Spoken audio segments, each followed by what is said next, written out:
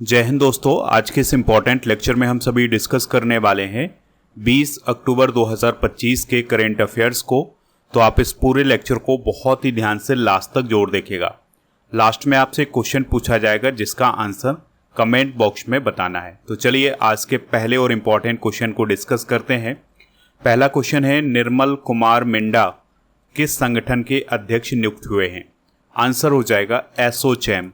तो एसोचैम के नए अध्यक्ष कौन बने हैं? निर्मल कुमार मिंडा। दोस्तों एसोचैम का मतलब होता है associate chambers of commerce and industry of India. तो इसके अध्यक्ष कौन बने हैं? निर्मल कुमार मिंडा।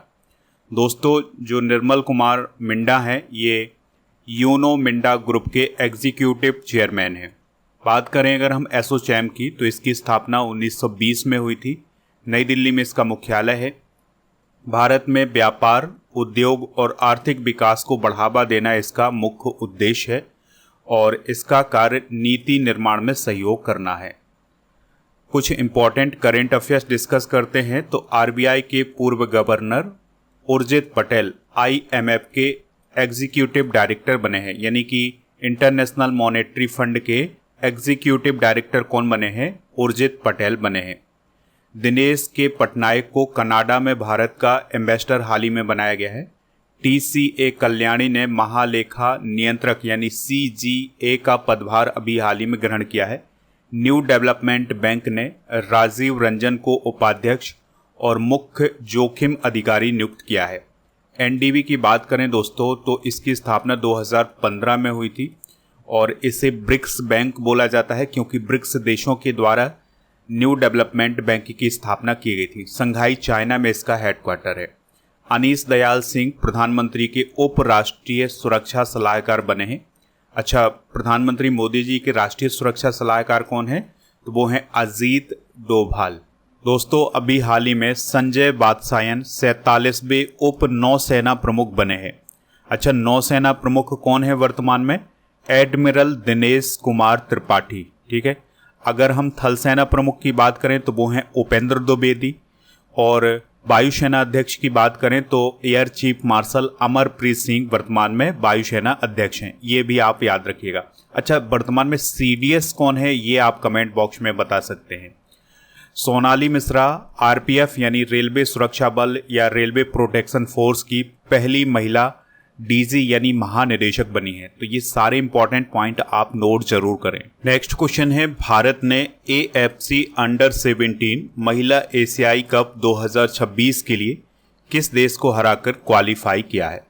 आंसर हो जाएगा उज्बेकिस्तान। तो भारत ने उज्बेकिस्तान को हराया है और एएफसी अंडर 17 महिला एशियाई कप 2026 के लिए क्वालिफाई किया है। तो भारत ने पहली बार दोस्तों एएफसी अंडर 17 महिला एशियाई कप के लिए क्वालिफाई किया है और क्वालिफाइंग मुकाबले में भारत ने उज्बेकिस्तान को 2-1 से हराया था। दोस्तों जो एएफसी अंडर 17 महिला एशियाई कप है 2026 का, इसका आयोजन 30 अप्रैल से लेकर 17 मई 2026 के बीच में चाइना में किया जाना है और यह इसका 10वां संस्करण होगा। इस बात को आप याद रखिएगा और इसमें 12 टीमें शामिल होंगी। एएफसी का मतलब होता है एशियन फुटबॉल कॉन्फेडरेशन, जिसे शॉर्ट में हम एएफसी बोलते हैं। 1954 में इसकी स्थापना हुई थी। कुआलालंपुर मलेशिया में इसका हेडक्वार्टर है। इसके मेंबर कितने हैं? 47 और इसका प्रमुख काम है एशिया में फुटबॉल को बढ़ावा देना। दोस्तों कुछ इंपॉर्टेंट करेंट अफेयर्स डिस्कस करते हैं। तो लियोनेल मेसी जो कि अर्जेंटीना के फुटबॉलर हैं, तो उन्होंने अभी हाल ही में अंतर्राष्ट्रीय फुटबॉल में सबसे अधिक असिस्ट देने वाले खिलाड़ी बने हैं। भारत ने सैफ अंडर 17 फुटबॉल खिताब 2025 अभी हाल ही में जीता है। सर्जियो बुस्केट्स जो कि स्पेन के फुटबॉल खिलाड़ी हैं, तो उन्होंने अभी हाल ही में संन्यास लिया है।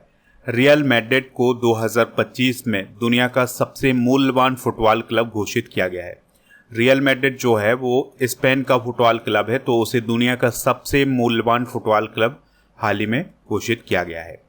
खालिद जमील जो कि एक पूर्व फुटबॉलर थे, भारतीय फुटबॉलर थे, तो उन्हें अभी हाल ही में भारतीय पुरुष फुटबॉल टीम का मुख्य कोच नियुक्त किया गया है। यूनाइटेड नेशन ने 25 मई को विश्व फुटबॉल दिवस घोषित किया है। इस बात को भी आप याद रखिएगा, ठीक है। देखिए, यहाँ पर फुटबॉल की बात हुई थी, तो फुटबॉल में खिलाड़ियों की संख्या कितनी होती है? 11 होती है, ठीक है। ये एक बात याद रखिएगा। और दूसरी बात जो है, defender, foul, free kick, goal line, ये सभी शब्द फुटबॉल से जुड़े हुए कई बार एग्जाम में भी पूछे गए हैं। और दोस्तों, आपको बता दें कि जो पहला फुटबॉल विश्व कप हुआ था, ये कब हुआ था? 1930 में हुआ था। कब हुआ था? 1930 में। और इसको जीता किसने था? उरुग्वे ने जीता था। 2026 वाला जो फीफा विश्व कप होने जा रहा है, ये कहाँ पर आयोजित किया जाएगा? तो ये 3 देशों में होगा, अमेरिका, कनाडा और मैक्सिको में। नेक्स्ट क्वेश्चन है, वैज्ञानिकों ने ताफ्तान ज्वालामुखी में फिर से विस्फोट होने के संकेत बताए हैं। यह किस देश में है? आंसर हो जाएगा इसका ईरान। तो दोस्तों, ईरान में एक ज्वालामुखी है जो कि सुसुप्त ज्वालामुखी है। इसमें लाखों वर्षों से कोई विस्फोट नहीं हुआ है, लेकिन वैज्ञानिकों को अभी ये पता चला है कि इसमें आने वाले समय में विस्फोट हो सकता है। इसलिए ये ज्वालामुखी काफ़ी चर्चा में है। इस ज्वालामुखी का नाम ज़रूर याद रखिएगा। नाम क्या है इसका? ताफ्तान ज्वालामुखी, ठीक है। तो दोस्तों, ताफ्तान ज्वालामुखी दक्षिण पूर्वी ईरान के सिस्तान और बलूचिस्तान प्रांत में स्थित है, जो कि पाकिस्तान की सीमा के पास आता है। इसे लंबे समय से विलुप्त माना जाता था क्योंकि इसका अंतिम विस्फोट लाखों साल पहले हुआ था। तो अभी ये संकेत मिला है कि ज्वालामुखी के नीचे गैस और मैग्मा का दबाव बन रहा है, जिससे यह स्पष्ट होता है कि इस ज्वालामुखी के फिर से सक्रिय होने के संकेत मिल रहे हैं। विश्व के 10 प्रमुख ज्वालामुखियों की बात करें तो माउंट वेसुवियस जो है इटली में है, माउंट एटना इटली में है, ये सिसिली द्वीप में है, यानी इटली का जो सिसिली द्वीप है उसमें माउंट एटना ज्वालामुखी है। माउंट किलाउआ अमेरिका में है, ये हवाई द्वीप में है। माउंट फुजी जापान में है। माउंट सेंट हेलेंस अमेरिका में है, जो कि वाशिंगटन डीसी में है। माउंट मेरापी इंडोनेशिया में है। क्राकाटोआ इंडोनेशिया में। माउंट रेनियर अमेरिका में। और क्लूचेवस्कॉय ये रूस में है। ये जो कामचटका प्रायद्वीप है यहाँ पर स्थित है। ये पोपोकैटेपेटल ये मैक्सिको में है, ठीक है। तो ये है विश्व की 10 प्रमुख ज्वालामुखी। दोस्तों, आपको याद रखना है कि भारत में एक सक्रिय ज्वालामुखी है जो कि बैरन द्वीप पर स्थित है, जो कि अंडमान और निकोबार द्वीप समूह का पार्ट है, ठीक है। तो इस पॉइंट को भी आप नोट कर सकते हैं, ये भी आपसे पूछा जा सकता है। अगला क्वेश्चन है, किस राज्य ने जुकोउ घाटी को वैश्विक मानकों वाले 50 पर्यटन स्थलों की राष्ट्रीय योजना के तहत शामिल किया है? आंसर हो जाएगा नागालैंड। तो नागालैंड सरकार ने जुकोउ घाटी को वैश्विक मानकों वाले 50 पर्यटन स्थलों की राष्ट्रीय योजना के तहत नॉमिनेट किया है। जुकोउ घाटी की अगर हम बात करें तो नागालैंड और मणिपुर के बॉर्डर पर ये स्थित एक सुंदर और शांत प्राकृतिक स्थल है, जो अपनी फूलों और हरियाली और ट्रैकिंग के लिए काफ़ी प्रसिद्ध है। तो इसे ही अभी हाल ही में वैश्विक मानकों वाले 50 पर्यटन स्थलों के लिए नॉमिनेट किया है नागालैंड सरकार ने। इस नॉमिनेशन का उद्देश्य है घाटी को विश्व स्तरीय पर्यटन स्थल के रूप में डेवलप करना, ठीक है। यानी कि इस घाटी में टूरिज्म को बढ़ावा देने के लिए नागालैंड सरकार के द्वारा ये कदम उठाया गया है। नागालैंड की बात करें तो नॉर्थ ईस्ट का स्टेट है नागालैंड। कोहिमा इसकी कैपिटल है। अगर हम गवर्नर की बात करें तो अजय कुमार भल्ला जी वर्तमान में अतिरिक्त प्रभार के साथ यहाँ के राज्यपाल हैं। मुख्यमंत्री हैं नेफ्यू रियो। विधानसभा की यहाँ पर 60 सीटें हैं। दोस्तों, यहाँ पर आप राज्यपाल को देख पा रहे हैं कि अजय कुमार भल्ला जी हैं अतिरिक्त प्रभार के साथ। तो इन्हें अतिरिक्त प्रभार क्यों दिया गया है, इसको आप समझें। तो अभी जो कुछ समय पहले नागालैंड के गवर्नर हुआ करते थे ला गणेशन, तो उनका पद पर रहते हुए निधन हुआ है। किसका? ला गणेशन का। इसलिए वो पद खाली हो गया था। तो जो मणिपुर के राज्यपाल हैं अजय कुमार भल्ला जी, उन्हें अतिरिक्त प्रभार दिया गया है नागालैंड का। नेक्स्ट क्वेश्चन है, किस देश को 2025 से 28 के लिए संयुक्त राष्ट्र वैश्विक भू स्थानिक क्षेत्रीय समिति का सह अध्यक्ष चुना गया है? आंसर हो जाएगा भारत। तो भारत को 2028 तक 3 साल के कार्यकाल के लिए एशिया और प्रशांत क्षेत्र के लिए संयुक्त राष्ट्र वैश्विक भू स्थानिक सूचना प्रबंधन की क्षेत्रीय समिति का सह अध्यक्ष चुना गया है। अच्छा, यहाँ पर भू स्थानिक शब्द की बात हो रही है, तो इसका मतलब क्या होता है? ऐसा डेटा जो किसी स्थान, क्षेत्र या भौगोलिक स्थिति से जुड़ा होता है। तो इसी से संबंधित है UNGGIMAP, ठीक है। तो उसी का सह अध्यक्ष कौन बना है? अभी हाल ही में भारत बना है। यह संयुक्त राष्ट्र की एक क्षेत्रीय समिति है। एशिया प्रशांत क्षेत्र के 56 देश इसमें शामिल हैं। इसका उद्देश्य है भू स्थानिक सूचना को बेहतर बनाना, यानी कि भूमि से संबंधित जो डेटा है उसको बेहतर बनाने के लिए UNGGIMAP की स्थापना की गई है। संयुक्त राष्ट्र की बात हुई है यूनाइटेड नेशन की, तो इसकी स्थापना 24 अक्टूबर 1945 को हुई थी। अच्छा, संयुक्त राष्ट्र दिवस कब मनाया जाता है ये आप यहाँ से याद रख सकते हैं, 24 अक्टूबर को ही मनाया जाता है। इसका मुख्य उद्देश्य है वैश्विक शांति, सुरक्षा, विकास और मानवाधिकारों की रक्षा करना। हेडक्वार्टर है इसका न्यूयॉर्क, अमेरिका में। एंटोनियो गुटेरस इसके वर्तमान में महासचिव हैं, जो कि पुर्तगाल देश की हैं। 193 इसके मेंबर हैं और अभी हमने बता ही दिया है 24 अक्टूबर को संयुक्त राष्ट्र दिवस मनाया जाता है। इसके 6 प्रमुख अंग होते हैं: सामान्य सभा, सुरक्षा परिषद, अंतर्राष्ट्रीय न्यायालय, आर्थिक और सामाजिक परिषद, सांविधिक सचिवालय और ट्रस्टीशिप परिषद। अच्छा, अंतर्राष्ट्रीय जो न्यायालय है उसका मुख्यालय आपसे कई बार पूछ लिया जाता है, तो नीदरलैंड के द हैग शहर में अंतर्राष्ट्रीय न्यायालय का मुख्यालय है। अगला क्वेश्चन है, भारत के सर्वोच्च न्यायालय द्वारा गठित एक विशेष समिति में नियुक्त होने वाली पहली ट्रांसजेंडर व्यक्ति कौन है? आंसर हो जाएगा अक्कई पद्मशाली। तो अक्कई पद्मशाली जो हैं वो अभी हाल ही में सुप्रीम कोर्ट द्वारा गठित एक विशेष समिति में नियुक्त होने वाली पहली ट्रांसजेंडर व्यक्ति बनी है। तो अक्कई पद्मशाली को भारत के सर्वोच्च न्यायालय यानी सुप्रीम कोर्ट द्वारा गठित एक विशेष समिति में सदस्य नियुक्त किया गया है। यह समिति ट्रांसजेंडर व्यक्तियों के अधिकारों की रक्षा और समान अवसर नीति तैयार करने के लिए बनाई गई है। यानी कि जो ट्रांसजेंडर व्यक्ति हैं उनके राइट की रक्षा करने के लिए ये समिति बनाई गई है और उसमें अक्कई पद्मशाली को शामिल किया गया है। तो अक्कई पद्मशाली सुप्रीम कोर्ट समिति में शामिल होने वाली पहली ट्रांसजेंडर व्यक्ति बनी है।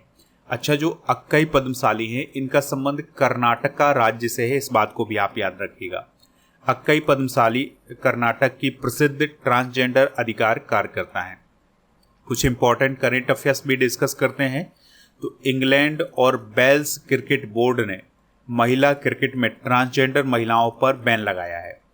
अच्छा दोस्तों, यहाँ पर इंग्लैंड और वेल्स क्रिकेट बोर्ड की बात हुई है, तो एक बात और याद रखिएगा कि अभी इंग्लैंड और वेल्स क्रिकेट बोर्ड और जो BCCI है उसने ये फैसला किया था कि जो भारत और इंग्लैंड के बीच में टेस्ट सीरीज होती है उसका नाम बदला गया है। ठीक है, तो पहले ये पटौदी ट्रॉफी कहलाती थी, लेकिन अब इस ट्रॉफी का नाम रखा गया है तेंदुलकर एंडरसन ट्रॉफी। इस पॉइंट को आप जरूर नोट करें, क्वेश्चन पूछा जा सकता है।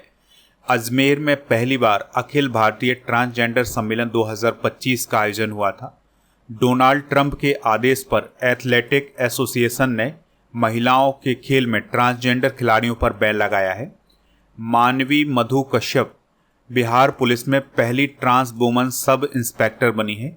तेलंगाना सरकार ने महिलाओं और ट्रांसजेंडर के लिए फ्री बस यात्रा योजना शुरू की है। ICC यानी इंटरनेशनल क्रिकेट काउंसिल ने इंटरनेशनल महिला क्रिकेट में ट्रांसजेंडर खिलाड़ियों पर बैन लगाया है। झारखंड सरकार ने ट्रांसजेंडर समुदाय को पेंशन और OBC का दर्जा दिया है। रूस ने लिंग परिवर्तन और ट्रांसजेंडर विवाह पर कानूनी प्रतिबंध लगाया है। तो ये करंट अफेयर्स आप नोट जरूर करें। अगला क्वेश्चन डिस्कस करते हैं। 11वां भारत अंतर्राष्ट्रीय विज्ञान महोत्सव 2025 कहाँ आयोजित किया जाएगा?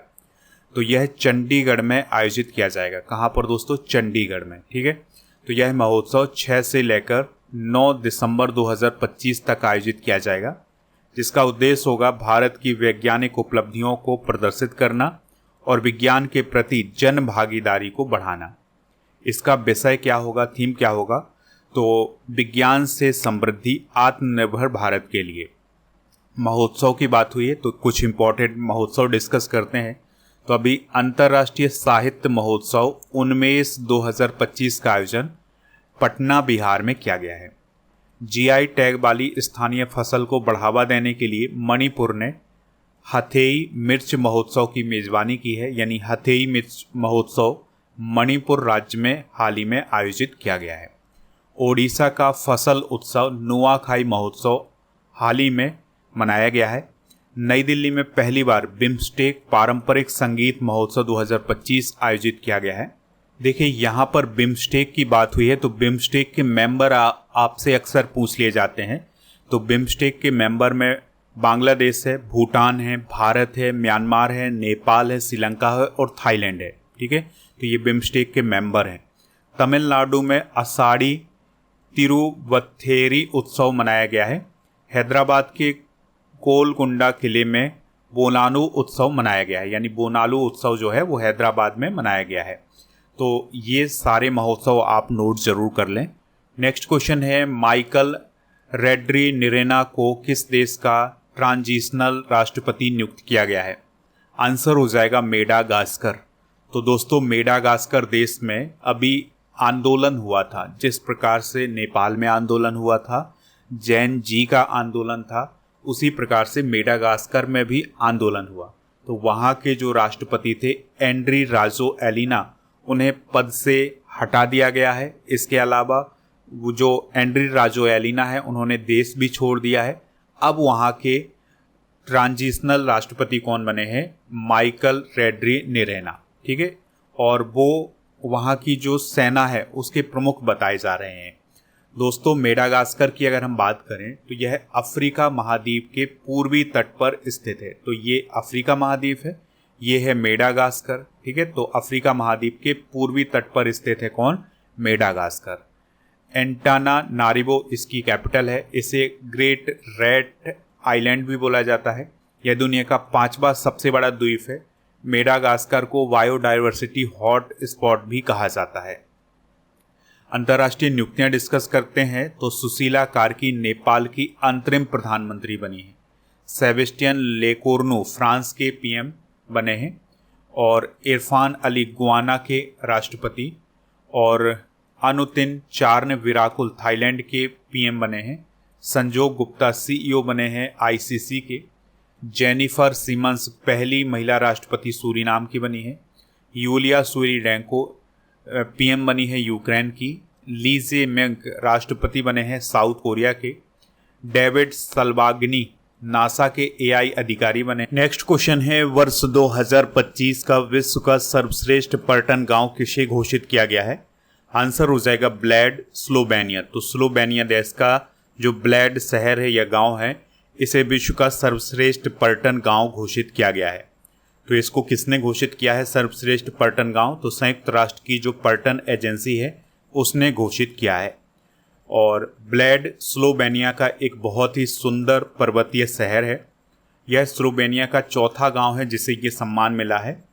दोस्तों अगला क्वेश्चन डिस्कस करते हैं, चंद्रमा पर सौर विस्फोट के प्रभाव का पहली बार पता किसने लगाया है? चंद्रयान 2 ने। तो इसरो के चंद्रयान 2 के ऑर्बिटर ने पहली बार ये पता लगाया है कि सूर्य से निकले हुए सौर विस्फोट का चंद्रमा की सतह और वातावरण पर क्या प्रभाव पड़ता है। यानी कि सूर्य में जो विस्फोट होते हैं उसका असर चंद्रमा पर क्या पड़ता है, ये बताया है किसने? चंद्रयान 2 के ऑर्बिटर ने। तो यह खोज बहुत ही महत्वपूर्ण मानी जा रही है। आने वाले समय में जो मिशन लॉन्च किए जाएंगे चंद्रमा के लिए, उनके लिए ये काफ़ी इम्पॉर्टेंट जानकारी है। दोस्तों चंद्रयान 2 को जुलाई 2019 में श्रीहरिकोटा से GSLV-M के 3rd रॉकेट से लॉन्च किया गया था। इसका उद्देश्य था चंद्रमा के दक्षिणी ध्रुव का अध्ययन करना। और आपको याद रखना है कि इसमें एक ऑर्बिटर भेजा गया था, लैंडर का नाम था विक्रम, रोवर का नाम था प्रज्ञान।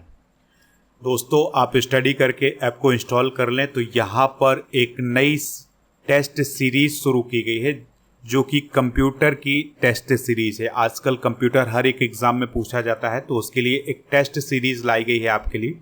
तो टेस्ट सीरीज वाले ऑप्शन पर जब ऐप पर जाएंगे तो आपको कंप्यूटर स्पेशल टेस्ट वाला ऑप्शन मिलेगा। जैसे ही आप इसको क्लिक करेंगे तो आपको ये टेस्ट सीरीज मिल जाएगी। लास्ट 6 मंथ के करंट अफेयर्स की e book, monthly current affairs की e book, yearly current affairs की ई बुक, ये आपको मिल जाएगा ऐप पर। राजा गुप्ता सर का जो अर्जुन जीएस फाउंडेशन बैच है ये मिल जाएगा। तो प्रीमियम कोर्स वाले ऑप्शन पर जाना है, अर्जुन जीएस फाउंडेशन बैच मिलेगा। बाय नाउ वाले ऑप्शन पर जाना है, फिर इसके बाद कूपन कोड यूज करना है दिवाली 500, तो आपको इसमें छूट भी मिल जाएगी। मध्य प्रदेश में जो पुलिस भर्ती आई उसके लिए बैच लॉन्च किया गया, तो इन सभी को आप प्राप्त कर सकते हैं। चलिए अब कल के करंट अफेयर्स को रिवाइज करते हैं। आयुषियन प्रजाति अस्तित्व आयोग के पहले अध्यक्ष कौन बने हैं? विवेक मेनन, पहले एशियाई अध्यक्ष की बात कर रहे हैं। केंद्र सरकार ने अंटार्कटिका में भारत के चौथे रिसर्च सेंटर को मंजूरी दी है, इसका नाम क्या है? मैत्री सेकेंड। भारत ने प्रिसियन ब्लू कैप्सूल किस देश को मानवीय सहायता के रूप में दिए हैं? इंडोनेशिया। आयुषियन ने हाल ही में किस भारतीय प्रजाति को पहली बार विशिष्ट रूप से मूल्यांकित किया है? भारतीय भेड़िया। हर्ष संघवी किस राज्य के उप मुख्यमंत्री बने हैं? गुजरात। वैश्विक भुखमरी सूचकांक 2025 में भारत की रैंक क्या है? 102। वर्ष 2025-26 के लिए फिक्की के अध्यक्ष निर्वाचित कौन नियुक्त हुए हैं? अनंत गोयंका। तेजस MK फर्स्ट ए ने पहली उड़ान किस शहर में भरी है? नासिक। महिला दृष्टिहीन फुटबॉल विश्व कप 2025 किसने जीता है? अर्जेंटीना। अंतर्राष्ट्रीय गरीबी उन्मूलन दिवस कब मनाया जाता है? 17 अक्टूबर को। दोस्तों आज आपके लिए क्वेश्चन है, कॉमनवेल्थ गेम्स 2030 किस देश में आयोजित किए जाएंगे? जो भी इसका राइट आंसर हो कमेंट बॉक्स में आप हमें जरूर बताएं। टेलीग्राम चैनल को ज्वाइन कर लें जिसका नाम स्टडी कर ऑफिशियल है। और दोस्तों आप टेस्ट पास वाले ऑप्शन पर जाकर के डेली करेंट अफेयर्स का टेस्ट भी दे सकते हैं। यहाँ पर आपको 4000 से अधिक टेस्ट मिलेंगे 1 साल की वैलिडिटी।